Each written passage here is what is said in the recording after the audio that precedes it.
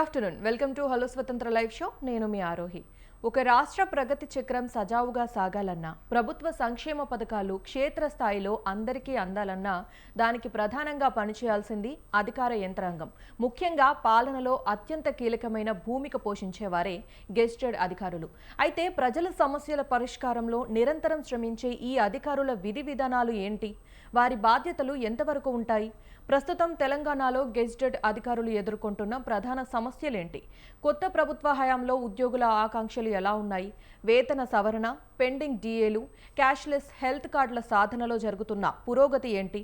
వీటన్నింటిపై చర్చించడానికి ఈరోజు మనతో స్టూడియోలో ఉన్నారు తెలంగాణ గెజిటెడ్ ఆఫీసర్స్ సంఘం రాష్ట్ర ప్రెసిడెంట్ శ్రీ ఏలూరి శ్రీనివాసరావు గారు. Hi sir. నమస్తే. ఎలా ఉన్నారు sir? Welcome to the show sir. Thank you.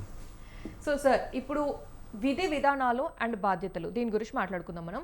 Sir, ఒక సాధారణ ఉద్యోగితో పోలిస్తే ఒక గెజిటెడ్ ఆఫీసర్ బాధ్యతలు, విధి విధానాలు ఎంతవరకు భిన్నంగా ఉంటాయి అండ్ సమాజం పట్ల వారు ఎంత జవాబుదారీగా ఉండాలి? జనరల్గా మనం ఆలోచించినప్పుడు ఉద్యోగులు అనే ఫీలింగ్ ప్రజల్లో కానీ రాజకీయ పార్టీల్లో కానీ అక్కడ ఉన్న గౌరవ ప్రజాప్రతినిధుల్లో కానీ ఉంటుంది. ఉద్యోగులు డిఫరెంట్ ఫ్రమ్ అధికారులు. అధికారులకు వచ్చినప్పుడు వాళ్ళకి కొంత పరిధులు పరిమితులు ఉంటాయి. కనపడకుండా ఏంటంటే ఒక కిందున్న ఉద్యోగి పనిచేసి 10 గంటల 10:30కి వచ్చి 5 o'clockకి పోయే అవకాశం ఉంటుంది. అందరికి కాదు, చాలా వరకు ఉంటుంది. అదే అధ్యాపక వృత్తిలోనో ఆచార్య వృత్తిలోనో ఉన్న వాళ్ళకి కూడా కొంత కింది లెవెల్లో ఉండే వాళ్ళకి అంతవరకు టీచింగ్ వరకు ఉంటుంది. కానీ అడ్మినిస్ట్రేషన్ సైడ్లో అదేవిధంగా ఎడ్యుకేషన్ ఇన్స్టిట్యూషన్ని ఓవరాల్గా ఎడుగా ఉండే ఆఫీసర్స్కి చాలా లిమిటేషన్స్ ఉంటాయి. అసోసియేషన్స్ ఉన్నప్పటికీ, మాట్లాడగలిగినప్పటికీ ట్రాన్స్ఫర్స్ ఎవ్రీ 2 yearsకి ట్రాన్స్ఫర్స్ అవుతుంది. ఏదన్నా యాక్షన్ తీసుకోవాలన్నా ఇమ్మీడియట్గా యాక్షన్ ఉంటుంది. ప్రభుత్వం లెవెల్లో ఏదైనా నెగిటివ్ వార్త వచ్చిందంటే ముందు ఒక అధికారిని ముందు సస్పెండ్ చేసి పక్కన పెడతారు. ఎందుకంటే ప్రజల వాళ్ళ యొక్క ఈగో సాటిస్ఫై కావాలన్నప్పుడు ఎవరో ఒకరి మీద యాక్షన్ తీసుకున్నాగానే కొంత కింది లెవెల్లో ఉన్న ప్రజలు ఏంటంటే యాక్షన్ అయింది అనేది కొంత సాటిస్ఫాక్షన్ ఉంటుంది. కాబట్టి ఎవరో ఒకరు బలైపోతారు. అది నిజంగా మిస్టేక్ చేసి ఉండొచ్చు, తప్పు జరగకపోయినా కానీ ఒక్కోసారి జరుగుతుంది. దాంతోపాటు ట్రాన్స్ఫర్స్, వీళ్ళు అధికారులు అనేది ఎంత ఎట్టుంటుందంటే, మీరు గతంలో ఉంటారు చరిత్రలో సంచార జాతి అని. ఒక దగ్గర పర్మనెంట్గా 2 years కంటిన్యూగా ఉండరు. వాళ్ళ పిల్లల ఎడ్యుకేషన్ కావచ్చు, ఫ్యామిలీ ఫాదర్ మదర్ కావచ్చు, వాళ్ళ నేటివ్ ప్లేస్ కావచ్చు, వాళ్ళ first level second level gazetted వరకు జనరల్గా నేటివ్ ప్లేస్ ఇచ్చిన జిల్లాలు ఇచ్చిన సందర్భాలు ఉంటాయి. థర్డ్ లెవెల్ గెజిటెడ్కి వచ్చేసరికి 80% సెకండ్ లెవెల్ నుంచే గ్రూప్ 1 కేడర్కి వచ్చిందంటే సెకండ్ లెవెల్ నుంచి సొంత జిల్లాలో కానీ సొంత డివిజన్ కానీ అసలు ఆ ఏరియాలో ఇవ్వటానికి ఇచ్చే అవకాశం లేదు. అంటే పూర్తిగా ఫ్యామిలీకి దూరంగా, ఆయన సొంత నివాసానికి దూరంగా, అతని కమ్యూనిటీకి దూరంగా ఉండాల్సి ఉంటుంది. అంటే ఎక్కడికి పోయినా న్యూ అది కూడా 2 or 3 years. మిగతావి కూడా మిగతా అసోసియేషన్స్, ఇప్పుడు గెజిటెడ్ ఆఫీసర్లు అనేది అసోసియేషన్స్గా ఉంటాయి, యూనియన్గా ఉండవు. యూనియన్లకి రైట్స్ ఉంటాయి, ట్రేడ్ యూనియన్లు కానీ యూనియన్స్ కానీ. అసోసియేషన్స్కి సంక్షేమం వాటిపైన కొంత ఉంటుంది, ప్రభుత్వం కూడా చూస్తుంది. కానీ ఏదైనప్పటికీ మిగతా ఉద్యోగులకు ఉన్నంత ఫ్రీడమ్ అయితే అధికారులకు ఉండదు. వాళ్ళ ఎక్స్పెండిచర్ కూడా బయటికి పోవడానికి కానీ ఫ్రీగా, ఇప్పుడు నేనంటే అసోసియేషన్ అధ్యక్షుగా మీ దగ్గర మాట్లాడగలుగుతున్నా. ఒక అధికారి మీడియా ముందు పోయి మాట్లాడాలన్నా, వ్యక్తిగత విషయాల్ని స్వేచ్ఛగా మాట్లాడాలన్నా కూడా కొంత పరిధులు ఉంటాయి. వీటన్నిటికీ లిమిటేషన్స్ ఉంటాయి. తర్వాత ప్రజలు కూడా అబ్జర్వ్ చేస్తుంటారు. గ్రామీణ ప్రాంతాలు కావచ్చు, మండల లెవెల్ కావచ్చు, డిస్టిక్ లెవెల్లో, స్టేట్ లెవెల్లో. ఇప్పుడు సిఎస్ గారు ఉన్నారు, ఎక్కడ పోయి హోటల్ పోయి టిఫిన్ కూడా చేయలేరు. ఒక బండి మీద ఉండి ఇడ్లీ తినడానికి కుదరదు. ఫ్రీగా బయట ఎక్కడో తిరణాలు జరుగుతుంది, జాతర జరుగుతుంది, ఏదో పోవడానికి ఉండదు. అంత లిమిటేషన్స్ ఉంటాయి, అవి కనపడనివి. అది ఒక్కటే కాకుండా ఇప్పుడు వెహికల్ కంపల్సరీ అధికారం అన్నప్పుడు ఒక వెహికల్లో పోవాలి. వెహికల్ ప్రొవిజన్ ఉండదు. అట్లనే ఆ వెహికల్లో పోకపోతే అక్కడ డిగ్నిటీ, ఆ సెలబ్రిటీ హోదా ఉండదు. అది కొంత మెయింటైన్ చేయాల్సి వస్తుంది. ఆ వెహికల్కి కూడా అమౌంట్ రాకపోయినా మెయింటైన్ చేసుకోవాల్సి వస్తుంది. తర్వాత ఇందులో అది వచ్చినప్పటికి కూడా ప్రమోషన్స్లో కొన్ని ఒక కింది లెవెల్లో సీనియర్ అసిస్టెంటో, జూనియర్ అసిస్టెంటో, టైపిస్టో, సూపరింటెండెంట్గా జాయిన్ అయినప్పుడు, ఏదో ఆఫీస్ సబార్డినేట్గానో, లేదు ఉపాధ్యాయ వృత్తిలో ఎడ్యుకేషన్ స్కూల్ అసిస్టెంట్ ఉన్నాడు, పెద్దగా ఉండదు. కానీ వన్స్ హెడ్ మాస్టర్ అయ్యారు గెజిటెడ్ ఆఫీసర్గా, తీసుకెళ్ళి లేడీ హెడ్ మాస్టర్ కూడా తీసుకెళ్ళి 2-3 జిల్లాల అవతల వేసే అవకాశం ఉంటుంది. ఇవన్నీ బయట కనిపించవు ఎవరికి కూడా అధికారులకు. అట్లని చెప్పి ఉద్యోగులకు అందరికీ వాటితో పాటు అందరికీ ఉండే ఉద్యోగులకు ఉండే సమస్యలు పిఆర్సి, డిఏలు, దాంతోపాటు ఉన్న పెండింగ్ బిల్స్ ఇవన్నీ కామన్. మెయింటెనెన్స్ కూడా జనరల్గా అనుకుంటారు ఏమనంటే ఎవరికైనా ఒకటే ఫ్యామిలీ కదా, 2 పిల్లలు ఉంటారు, ఫాదరు మదరు వైఫ్ అని. కానీ కొంత ఆ లెవెల్లో మనం మినిమం మెయింటైన్ చేయాల్సి వస్తుంది. ఎక్స్పెండిచర్ కూడా ఎక్కువ అవుతుంది. అధికారులుగా రెస్పాన్సిబిలిటీ కూడా ఉంటుంది. అటు రాజకీయ పార్టీలను సమన్వయం చేసుకోవాలి, మన ఇమీడియట్ ఆఫీసర్ని సమన్వయం చేసుకోవాలి, ప్రభుత్వం నుంచి వచ్చిన జీవోలకి ఎగనెస్ట్కి పోకూడదు, ఆ జిల్లాలో ఉన్న డిస్క్రిప్షన్ పవర్ ఉన్న కలెక్టర్ గారిని దృష్టిలో పెట్టుకోవాలి, ఆ జిల్లాలో ఉన్న గౌరవ ఎమ్మెల్యేలు కావచ్చు, మంత్రివర్యులు కావచ్చు, వీటన్నిటితో పాటు ప్రతిపక్షం ఎప్పుడు అధికారులు చూస్తుంటుంది. వీటన్నిటిని చేసుకోవడం కొంత ఇబ్బందికరమే, కానీ అందులో ఎంజాయ్ కూడా చేయొచ్చు. ప్రజలకి సేవ చేసే అవకాశం ఉంటుంది. అందులో మన డిస్క్రిప్షన్ వాడే పవర్స్ కొన్ని ఉంటాయి, పేదోళ్ళకి కానీ అవసరం నీడీ పీపుల్కి కానీ. దాంతో ఇది కొంత సాటిస్ఫై ఉంటుంది. కానీ ఏదేమటికి కత్తి మీద స్వామి. సార్, ఇప్పుడు ఈ తెలంగాణ పునర్నిర్మాణంలోనూ రాష్ట్ర ప్రభుత్వ సంక్షేమ పథకాలను క్షేత్రస్థాయికి చేర్చడంలోనూ మీ టీజీఓ పాత్రను ఎలా విశ్లేషిస్తారు? ఇప్పుడు మా టీజీఓ అన్నప్పుడు తెలంగాణ వచ్చినప్పుడు తెలంగాణలో ఉన్న గెజిట్ అధికారులందరూ మా సభ్యులే, including teaching, non teaching, without irrespective of cadre, category, uniform service, technical service, education, all are our members. అంటే ఇప్పుడు తెలంగాణలో 87,263 members gazetted officers sanction strength. అందులో 5 to 10,000 వేకెన్సీ ఉండొచ్చు. కానీ అందరూ మా సభ్యులే. కాకపోతే డిఫరెంట్ మాకు జిల్లా బ్రాంచ్లు ఉంటాయి, అదేవిధంగా ఫోరమ్స్, డిపార్ట్మెంట్ ఫోరమ్స్ ఉంటాయి. ఎవరి సమస్యలు వాళ్ళు వాళ్ళ హెచ్ఓడి లెవెల్లో, వాళ్ళ ఆఫీసర్ లెవెల్లో వాళ్ళు కొంత చేస్తారు. కానీ ఓవరాల్గా వచ్చినప్పుడు గెజిటెడ్ అధికారులు అందరూ మా మెంబర్లే. సంక్షేమ పథకాలు ఏదున్నా అది ఫెయిల్ అయినా సక్సెస్ అయినా, ప్రభుత్వానికి మంచి పేరు వచ్చినా చెడ్డ పేరు వచ్చినా అందులో 50% షేర్ గెజిటెడ్ ఆఫీస్లో పోతుంది. కానీ జనరల్గా అది గుర్తించరు, ప్రభుత్వం చేస్తుంది. మీరు జనరల్గా చూడండి, ఒక ఊళ్ళో ఒక సర్పంచ్ గారో, ఎంపీటీసీ గారో, ఎమ్మెల్యే గారో, మినిస్టర్ గారో, మంత్రి గారో, జిల్లా చైర్మన్ గారు ఏదైనా పని చేశారంటే పబ్లిక్ గుర్తుపెట్టుకుంటారు.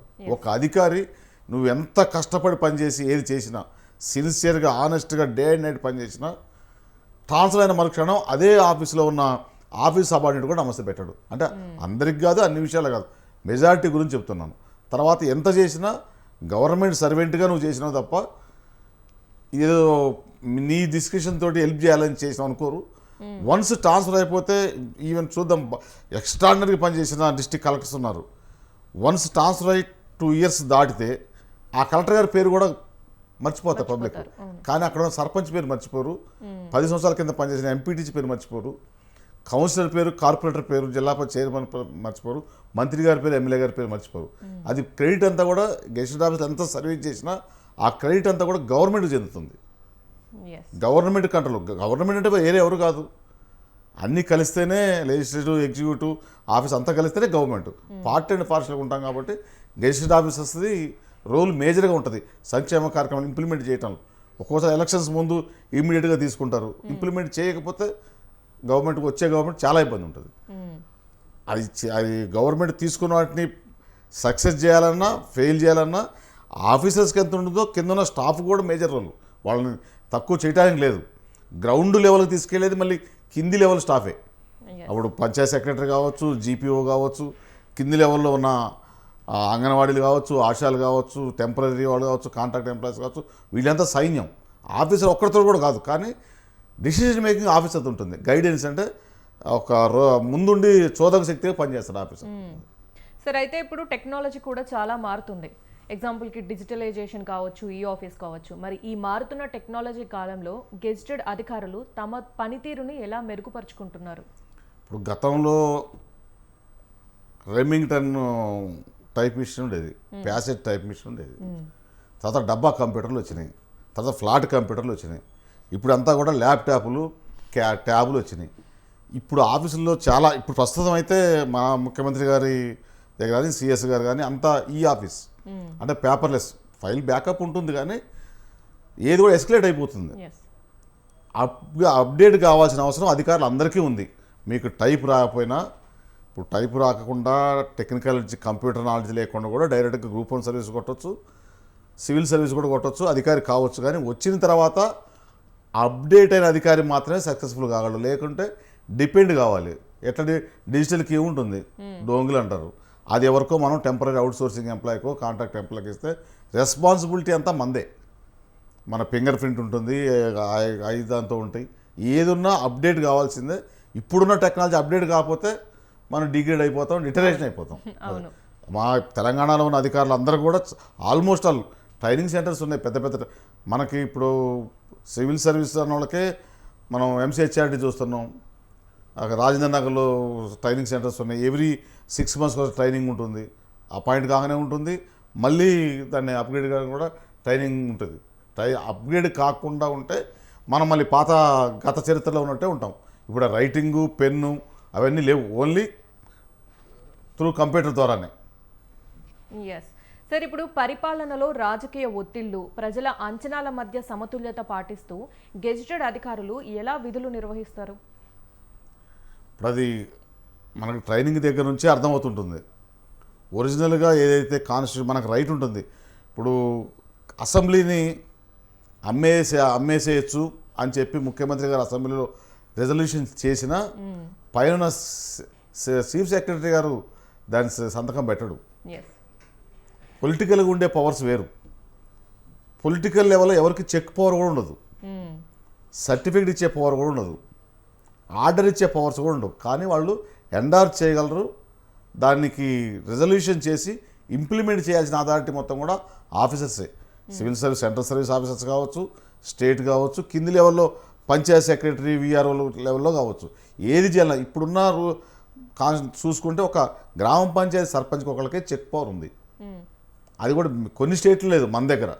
అంటే ప్రజాప్రతినిధులకి ఎవరికి కూడా చెక్ పవర్ కానీ సైన్ పవర్ కానీ ఉండదు. కాకపోతే వాళ్ళ ఆర్డర్స్ రెజల్యూషన్ చేసి as per according to constitution అంతే. దాన్ని తప్పి ఏది చేసినా, ఇప్పుడు ఈ బిల్డింగ్ ఉంది, మంత్రి గారు, మున్సిపల్ మంత్రి గారి బిల్డింగ్ నాదంటే చెల్లదు. ఆ యాక్ట్ ప్రకారం అయితే చెల్లిద్ది. అది చెల్లిద్దే లేదని చెప్పేది ఎవరు, వ్యాలిడ్ లేదనేది ప్రిన్సిపల్ సెక్రటరీ గారు చెప్పాలి. కాబట్టి అది అధికారులకు ఉండే డిస్క్రిప్షను. అటు సమన్వయం అంటే జనరల్గా ఏం కోరుకుంటారు, ముఖ్యమంత్రి గారు ఏం కోరుకుంటాడు, మంత్రి గారు ఏం కోరుకుంటాడు, మంచి ఆఫీసర్ని చీఫ్ సెక్రటరీగా పెట్టుకునేది ఎందుకు? క్యాబినెట్ సెక్రటరీకి పెట్టుకుంటారు, ప్రైమ్ మినిస్టర్ ఎందుకు పెట్టుకుంటారు? గవర్నమెంట్ కావాల్సింది కాన్స్టిట్యూషన్ ప్రకారం దానికి అనుకూలంగా, ప్రభుత్వానికి, ప్రజలకి దీని చట్టాన్ని అనుకూలంగా చేసి ఉపయోగపడే విధంగా చేయగలిగే సత్తా అధికారికి ఉండాలి. అట్లని చెప్పి ఇది ఈ యాక్ట్ ప్రకారం చెల్లదు, ఇది చేయడానికి వీల్లేదంటే ప్రభుత్వం నడవదు, ప్రజలు ఒప్పుకోరు. మనం ముగ్గురిని మెప్పియాలా, ప్రజల్ని మెప్పియాలా, చట్టాన్ని కాపాడాలి.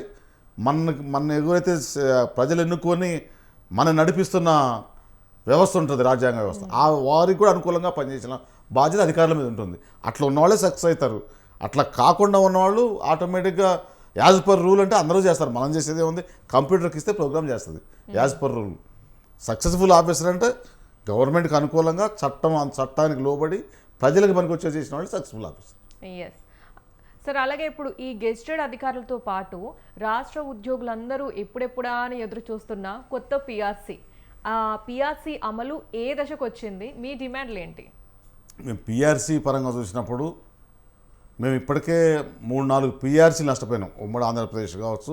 ఫ్రమ్ ది బిగినింగ్ 3 పిఆర్సీలు అంటే 3-5 15 సంవత్సరాలు, 3.5 పిఆర్సీ అంటే 17.5 సంవత్సరాల కాలయాపన జరిగింది.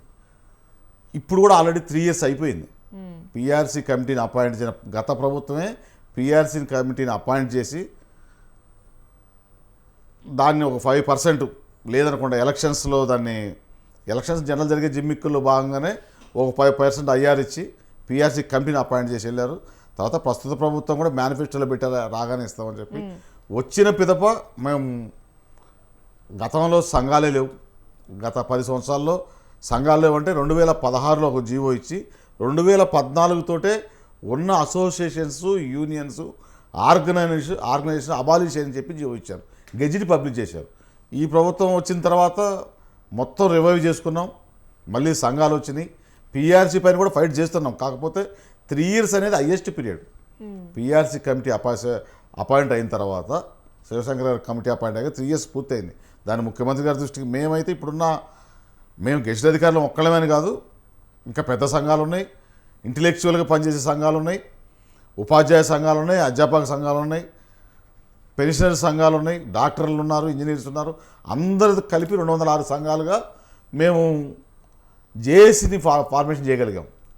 ఆ జేఏసీ ద్వారా ముఖ్యమంత్రి గారి దృష్టికి, ఉప ముఖ్యమంత్రి వారి దృష్టికి, సిఎస్ గారి దృష్టికి, క్యాబినెట్ సబ్ కమిటీ దృష్టికి, అఫీషియల్గా ఏర్పడ్డ ఆఫీసర్స్ కమిటీ దృష్టికి తీసుకుపోగలిగాం. ఈ పిఆర్సీ ఇంత ఇవ్వాలి, మాకు ఇంత లాస్ అవుతుంది. ఈ పిఆర్సీతో పాటు ఇప్పుడు 5 DAలు పెండింగ్ ఉన్నాయి. ఈ 5 DAలతో పాటు 6వ DA కూడా ఈ మంత్రులు రావాలి. 6 DAలు పెండింగ్ ఉన్నాయి. సుమారుగా ఒక్కొక్కరికి DAలతోటే ఒక్కొక్క యావరేజ్ ఎంప్లాయీ అంటే మేము senior assistant, junior assistant cadre ఎంప్లాయీకి ఒక 10 నుంచి 20,000 లాస్ అవుతుంది. దాంతోపాటు పిఆర్సీకి ఒక 10,000 లాస్ ఉంది. సుమారుగా 30,000 శాలరీ లాస్ అవుతున్నాం. ప్రభుత్వం దృష్టికి తీసుకెళ్ళాం. ముఖ్యమంత్రి గారు, ఉప ముఖ్యమంత్రి గారు, ఫైనాన్స్ అండ్ జిఐడి రీసెంట్గా 1 month వాళ్ళే మేము పైన రిపోర్ట్ తెప్పించుకుంటాం. ఈ ఇయర్ ఎండింగ్ లోపు అతి త్వరగా, అంటే ఇయ్యాలని తెచ్చుకోవచ్చు, రేపే తెచ్చుకోవచ్చు, ఏదైనా కమిటీ రిపోర్ట్ తెప్పించుకొని ప్రభుత్వ ఆర్థిక పరిస్థితిని బట్టి ఫిట్మెంట్ కూడా ఇస్తామన్నారు. మేము 42% ఫిట్మెంట్ అడుగుతున్నాం. ఓకే, గతంలో ఫిట్మెంట్ కొన్నిసార్లు మంచిగానే వచ్చినాయి. ఇప్పుడు పరిస్థితి బాగాలేనప్పుడు కొంత తగ్గించి 42-40 ఇవ్వమని అడుగుతున్నాం. ఆ ఫిట్మెంట్ తోటి మాకైతే నమ్మకం ఉంది ప్రభుత్వం మీద. ఈ ఇయర్ ఎండింగ్ లోపు, డిసెంబర్ లోపు పిఆర్సీ ఇంప్లిమెంట్ అవుద్ది కమిటీ తెచ్చుకొని. అంటే జనరల్గా ముఖ్యమంత్రి గారు చెప్పింది ఈ అతి త్వరగా, సాధ్యమైనంత త్వరగా అన్నారు. మేము ఫస్ట్ అనుకున్నది ఇన్సూరెన్స్ ఒకటి గవర్నమెంట్ తెచ్చింది. ఆల్ ఎంప్లాయీస్కి ఇంక్లూడింగ్ కాంట్రాక్ట్ అవుట్సోర్సింగ్ ఎంప్లాయీస్ కూడా ఇన్సూరెన్స్ స్కీమ్ తెచ్చింది. అది గౌరవ ముఖ్యమంత్రి గారు రీసెంట్గా రవీంద్ర భారతిలో ఇనాగ్రేట్ చేశారు. తదుపరి మేము అడిగింది ఈ మంత్లో హెల్త్ కార్డ్స్ ఇనాగ్రేట్ చేయాలని అడిగాం. యాక్చువల్లీ ఈరోజు హెల్త్ కార్డ్స్ ఇనాగ్రేట్ కావాలి. ముఖ్యమంత్రి గారి నోటి నుంచి వచ్చిందే చట్టం, అది ఇంప్లిమెంట్ అవ్వాలి. అది జూలైలో అయిపోతే ఆగస్టులో పిఆర్సీ పైన క్లారిటీ వస్తుంది అనేది మా ఆలోచన. 1 by 1 క్లియర్ చేసుకోవాలి. దాని తర్వాత పెండింగ్ బిల్స్ కూడా ఉన్నాయి మాకు. Not only PRC, pending bills కూడా గత ప్రభుత్వం పెట్టిన పెండింగ్ బిల్స్ కొన్ని క్లియర్ చేసుకుంటూ వచ్చిన తర్వాత ఇప్పుడు మేము డిమాండ్ చేసిన ప్రకారం ఫస్ట్ 500 కోట్లు ఇచ్చి, తర్వాత 750 కోట్లు ఇచ్చి, తర్వాత దాన్ని 1000 కోట్లు చేసి, పెన్షన్స్ వరకు దాన్ని 2000 కోట్లుగా మార్చుకొని ఈ 3 నెలలుగా, ఈ నెలలో మేము మరొక 2-3 నెలలు పొడిగించమని అడుగుతున్నాం. ఆ 2000 కోట్లు పొడిగిస్తే ఆల్మోస్ట్ ఇయర్ ఎండింగ్ అసలు పెండింగ్ బిల్సే ఉండవు. 1000 crores కాకుండా ఇంకా 2-3 months 2000 crores మాకు కనుక ఇస్తే మా పెన్షనర్స్ చాలా ఇబ్బందులు ఉన్నారు. పిల్లల మ్యారేజ్లు కావచ్చు, మెడికల్ కావచ్చు. మమ్మల్ని ఎంత తిడుతున్నారంటే రైట్ ఉంది, వాళ్ళు తిట్టే రైట్ మేము పడాలి కూడా. ఎందుకంటే నాయకులుగా ఉండి చేయలేకపోతున్నాం కాబట్టి పడాలి అది. ఆ బిల్స్ కూడా మాకైతే నమ్మకం ఉంది. 500 కోట్లు తెప్పించాం, 750 కోట్లు వచ్చినాయి, 1000 కోట్లు వచ్చినాయి, 2000 కోట్లు వచ్చింది. చాలా వరకు క్లియర్ అవుతున్నాయి. ఇంకా కావాల్సినవి సుమారు 4-5 కోట్లు పెన్షనర్స్కి ఉన్నాయి. ఇంకా రెగ్యులర్ ఎంప్లాయీస్కి 6,000 కోట్ల దాకా ఉన్నట్టుంది. వాటిని కూడా ఈ ఇయర్ ఎండింగ్ లోపుగా ఇదే కంటిన్యూ చేయమని అడుగుతున్నాం. దీంతోపాటు డిఏలు కూడా, ఆ డిఏలని మీరు ఇస్తే డైరెక్ట్గా ఇవ్వండి. మేము డిఏలు కూడా ఇమ్మీడియట్గా క్యాష్ అడగట్లేదు. మాకు రెట్రాస్పెక్టివ్గా ఇస్తూ డిఏలన్నీ కూడా జీపీఎఫ్లో కలపని అడుగుతున్నాం. మేము జీపీఎఫ్లో కలిపితే మాకు ఇబ్బంది లేదు. జీపీఎఫ్లో డిఏలను మెర్జ్ చేస్తూ ఆ రోజు నుంచి ఫిట్మెంట్ ఇవ్వమనేది మా పిఆర్సీ డిమాండ్. పిఆర్సీకి అయితేనేమి, పెండింగ్ బిల్స్కి అయితేనేమి లేదు. ఇప్పుడు మేము హెల్త్ కార్డ్స్ విషయంలో కూడా రాజీ పడే ముచ్చటైతే ఏం లేదు. ఈరోజు యాక్చువల్గా ఇప్పుడు మీ దగ్గరకు వచ్చే ముందే డిప్యూటీ సీఎం గారి దగ్గర పోయి ఆడ నుంచి ఇక్కడికి వస్తున్నాం. దానికి కూడా కారణం ఉంది. 15th రోజు ముఖ్యమంత్రి గారు, ఉప ముఖ్యమంత్రి గారు ఇనాగ్రేట్ చేద్దాం, అది లాల్ బహదూర్ స్టేడియంలో ఒక 50 నుంచి 1,00,000 మంది ఎంప్లాయీస్తో అన్నారు. ఈలోపు కొంత ఇందులో అడ్డిల్స్ ఉన్నాయి. కొత్తది ఏదైనా స్కీమ్ తేవాలన్నప్పుడు కొంత టైం పడుతుంది. కానీ మా ఎంప్లాయీస్ది కాంట్రిబ్యూషన్ 1.5 అనేది ఇప్పటికే 2 months ఆల్రెడీ కట్ చేశారు. ఈ మంత్ కూడా కట్ అవుద్ది 20th. అది కట్ చేయకుండా స్కీమ్ ఇనాగ్రేట్ చేస్తే బాగుండేది. మా కాంట్రిబ్యూషన్ ఆల్రెడీ పర్ మంత్ ఇప్పుడున్న దాని ప్రకారం 42 కోట్లు కట్ అవుతుంది. గవర్నమెంట్ 42 కోట్లు కూడా ట్రస్ట్లో పెడుతుంది ఎవ్రీ మంత్. మాకు ఈ ఇయర్ మొత్తానికి 1,056 crores వస్తాయి అనుకున్నాం. మా ఎంప్లాయీస్ కూడా కట్ అయిందని కూడా ఇబ్బంది పడట్లే, అందరూ ఇబ్బంది పడట్లేదు. నాది కట్ అయింది, నాకు వెళ్తే ఏం లేదు కాబట్టి ఇంకా 3 నెలలు కట్ అయ్యాకైనా మా అమౌంట్ మా ట్రస్ట్లో ఉంటాయి, మా అకౌంట్లో ఉంటాయి. కానీ ఆల్రెడీ కొంతమందికి ఇల్నెస్ తోటి ఇబ్బంది పడేవాళ్ళు, యాక్సిడెంట్ కేసులో ఉన్నవాళ్ళు, క్యాన్సర్ పేషెంట్లు, ఫాదర్ మదర్కి బాగలేని వాళ్ళు, పిల్లలు ఇబ్బంది పడేవాళ్ళు, మేము రీఎంబర్స్మెంట్లు పోవాలన్నా ఇది వస్తుందా అని తెలియక కొంతమంది కొన్ని ఆపరేషన్లు పోస్ట్ పోన్ చేసుకుని కూడా కొంతమంది చనిపోతున్నారు. కాబట్టి మేము ఇమీడియట్గా హెల్త్ కార్డ్స్ చేయమని ఇప్పుడు చెప్పొచ్చాం డిప్యూటీ సీఎం గారికి. సిఎస్ గారు కొత్తగా వచ్చారు, దానివల్ల కొంత లేట్ అవుతుంది. కొంత కోఆర్డినేషన్ కూడా హెల్త్ డిపార్ట్మెంట్కి ఫైనాన్స్ డిపార్ట్మెంట్ కోఆర్డినేషన్ లేదు అక్కడున్న అధికారుల మధ్యన. దాన్ని కంపల్సరీ ఇంప్లిమెంట్ చేయాలి. గవర్నమెంట్ జీవోలు ఇచ్చినాయి, అమౌంట్ కట్ చేశారు, ట్రస్ట్ని ఏర్పాటు చేశారు. జస్ట్ ఇంప్లిమెంట్ చేయడానికి ఈ 5-10 రోజుల్లో ప్రభుత్వానికి చెడ్డ పేరు వస్తుంది, డ్యామేజ్ అవుతుంది. మీరు ఇమీడియట్గా ఇంప్లిమెంట్ చేయడం కరెక్ట్. అంటే డిప్యూటీ సీఎం గారు కూడా చెప్పారు, మాకు నా నోటీసులో లేదు ఇది అంటే సీఎం గారు ఢిల్లీ పోయారు కాబట్టి నేను ఇప్పుడే సిఎస్ గారితో అదేవిధంగా హెల్త్ సెక్రటరీ గారితో మాట్లాడతాను, 1 or 2 days దాన్ని ఇంప్లిమెంట్ అయ్యే విధంగా చూస్తానని చెప్పారు. అది హెల్త్ కార్డ్స్ విషయం. దానికి కూడా మాకు కొంతమంది వెనక కొన్ని శక్తులు ఉన్నాయి, దీన్ని కాకుండా ప్రయత్నం చేసే శక్తులు కూడా ఉన్నాయి. నెట్వర్క్ హాస్పిటల్స్ వాళ్ళు ఏదో 4 డిమాండ్లు పెట్టారు, గ్రీవెన్సెస్ ఒక సెల్ పెట్టాలని. అది మేమే ఆల్రెడీ అడిగినాం ట్రస్ట్లో, ప్రతి గ్రీవెన్సెస్ సెల్కి కంపల్సరీ కమిటీ ఉండాలి అని. తర్వాత వాళ్ళు రేట్స్ సెంట్రల్ గవర్నమెంట్ సిజిహెచ్ఎస్కి రేట్లు మాకు కుదరదు పెంచమని. అది పెంచడం వల్ల గవర్నమెంట్కి ఏమి ఇబ్బంది లేదు, ఉద్యోగులుగా మేము నష్టపోతాం. మేము ఇన్సూరెన్స్ లేకుండా మా పైసలు కొంత కట్టుకొని దానికి సమానంగా కాంట్రిబ్యూషన్ గవర్నమెంట్తో ట్రస్ట్ పెట్టుకొని ట్రీట్మెంట్కి పోతున్నాం. అందులోంచి అడ్డగోలుగా ఇర్రెగ్యులర్ ఖర్చు పెట్టడానికి లేదు. సిజిహెచ్ఎస్ స్కీమ్ ఏదైతే ఇంప్లిమెంట్ సెంట్రల్ గవర్నమెంట్ చేస్తుందో దాన్ని ఇక్కడ ఇంప్లిమెంట్ చేయమన్నాం. మీకు వేరే అడగలేదు. ఆ రేట్లు ఎన్హాన్స్ కావాలని అడుగుతున్నారు. దాన్ని మళ్ళీ ఒకసారి నెట్వర్క్ హాస్పిటల్ వాళ్ళతో కూడా మాట్లాడతాం. వాళ్ళు ఇంకా దాంతోపాటు అడిగింది ఇంకా చిన్న ఏది ట్రస్ట్లో మమ్మల్ని కూడా సభ్యులు చేయాలని. అది ట్రస్ట్, ఉద్యోగుల ట్రస్టు, గవర్నమెంట్ మధ్యన ఉద్యోగుల మధ్యన ట్రస్టులో మీరు సభ్యులుగా అనేది కొంచెం మాకు అభ్యంతరకరంగానే అనిపించింది. ఎందుకంటే మీరు ఏదంటే గవర్నమెంట్తో మాట్లాడండి తప్ప ట్రస్టులో మీరు భాగస్వామ్యులు కాదు. ఇది బిజినెస్ కాదు, సర్వీస్ మోటోలో మేము కాంట్రిబ్యూట్ చేసుకుంటున్నాం. దాంతో ఇంకా కొన్ని 2-3 పాత పెండింగ్ బకాయిలు అన్నారు 160 కోట్లు. దానికి సీఎం గారు క్లియర్గా చెప్పారు, పాత బకాయిలు మొత్తం పే చేయాల్సిందే, అది గవర్నమెంటే పే చేస్తుందని చెప్పారు. దాంట్లో హెల్త్ కార్డ్స్ విషయంలో లేదు. కాకపోతే త్వరగా ఇంప్లిమెంట్ కావాలనేది మా ప్రాథమిక సభ్యులు, మా పెన్షనర్స్, మాది, గెజిట్ అధికారులది, జేఏసీ మొత్తాన్ని కూడా demand as soon as possible 20వ తారీఖులో క్లియర్ కావాలనేది. ఓకే సార్, చివరిగా రాష్ట్ర అభివృద్ధిలో భాగస్వాములవుతూ తమ హక్కుల కోసం పోరాడుతున్న తెలంగాణ గెజిటెడ్ అధికారులకు ఒక అధ్యక్షుడిగా మీరిచ్చే సందేశం ఏంటి?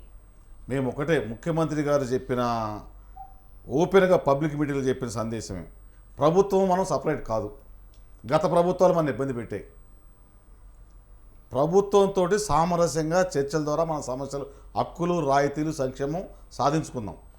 తెలంగాణ ప్రజల కోసం, తెలంగాణ రాష్ట్రం కోసం అవసరమైతే 1 గంట అదనంగా పనిచేయమన్నారు సీఎం గారు. మేమనేది ఆ గంట అదనంగా పనిచేయటం అంటే 5 నుంచి 6 దాకా కూర్చొని పనిచేయటం కాదు.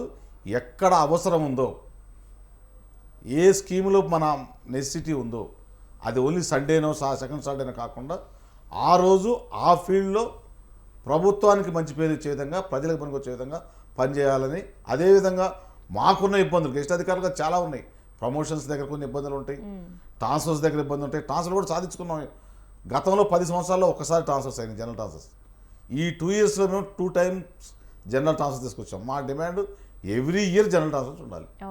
ఎందుకు అంటే ఎక్కడో నారాయణపేటలో పనిచేసే ఉద్యోగి కూడా హైదరాబాద్ రాగలగాలి, భూపాలపల్లిలో పనిచేసే ఉద్యోగి కూడా ఇక్కడ రావాలి. కొంతమందికి 18 సంవత్సరాలు 20 సంవత్సరాలు ఉన్నాయి, కొంతమందికి పొలిటికల్ ఇన్ఫ్లుయెన్స్ ఉంటుంది, కొంతమంది యూనియన్ ఇన్ఫ్లుయెన్స్ ఉంటుంది, కొంతమందికి మజిల్ పవర్ ఉంటుంది, కొంతమంది మనీ పవర్ ఉంటుంది. ఈ ట్రాన్స్ఫర్స్ అనేది ఎవ్రీ ఇయర్ కావాలని కోరుతున్నాం. డిపిసీలు కూడా రెగ్యులర్గా కావాలి. సివిల్ సర్వీస్ ఐఏఎస్ ఐపీఎస్ ఆఫీసర్లకి ఏ రకంగా అయితే టైం ప్రకారం, అంటే అది ఏం చూడకుండానే ఎవ్రీ ఇయర్ నడుస్తుంటుంది. ఈ ట్రాన్స్ఫర్స్ కూడా డిపిసీలు కూడా హెచ్ఓడి లెవెల్లో జరిగే డిపిసీలు కానీ, సెక్రటరీ లెవెల్లో థర్డ్ లెవెల్ కేసు జరిగే డిపిసీలు కానీ ఎప్పటికప్పుడు జరగాలి.